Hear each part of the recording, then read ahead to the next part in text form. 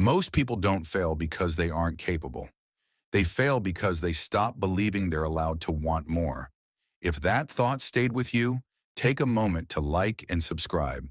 It helps this channel grow and keeps stories like this coming. Now, let's begin. Evan became good at managing expectations, not because anyone taught him how, but because life made it necessary. He learned when to lower his voice, when to stop himself from getting too excited, when to say, "It's fine," he should mean, "This is safer." Disappointment had a way of teaching efficiency. It showed him how hope could turn into regret if left unchecked. The voice in his head was calm, almost professional. "Be realistic," it said. "People don't usually get everything." So Evan adapted. He chased progress but not joy, stability but not fulfillment. He told himself happiness was something you visited, not lived in. Success, on the other hand, demanded effort. Long hours, sacrifice, exhaustion. Trying to want both felt irresponsible. And for a long time, he called that maturity. The shift didn't arrive with drama, no sudden clarity, no defining moment anyone would talk about later. It came quietly one evening, when Evan realized how tired he was of negotiating with himself. Every desire came with conditions.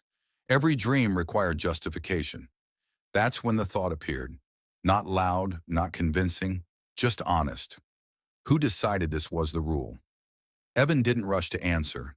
Instead, he noticed how often he closed doors before touching the handle. How often he rejected himself before the world ever could. Something loosened.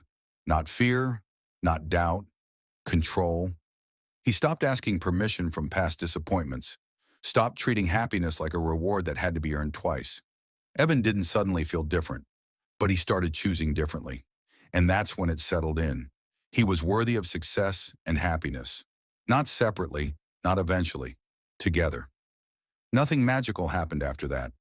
Life stayed complicated, uncertain, but the path no longer felt blocked, just open enough to keep moving forward. And over time, that choice began to change things. Evan noticed he didn't hesitate as long before starting, didn't abandon progress the moment it became uncomfortable, didn't shrink his expectations to protect himself from disappointment. When doubt appeared, it no longer ran the conversation. When progress slowed, he didn't retreat. He stayed. What Evan earned wasn't certainty, or applause, or a perfect outcome. He earned trust in himself, the quiet kind, the kind that shows up when things don't go as planned and you keep going anyway. Happiness didn't arrive as a destination waiting at the end.